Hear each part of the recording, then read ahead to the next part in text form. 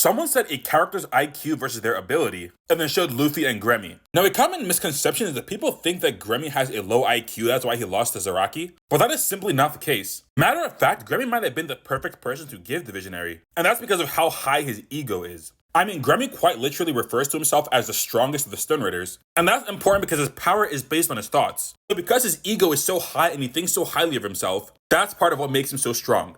Problem becomes is that the reason why he lost is not because of his IQ, but it's rather simply a limitation of his power. Anything you think happens in real life. So because he was in a situation where he wasn't absolutely demolishing the fight like he normally does, and for the first time he has to think to himself, wow, this guy is actually kind of strong, it ends up backfiring because he thinks that there's a possibility that he might lose, and just the thought that he might lose makes him rip himself apart.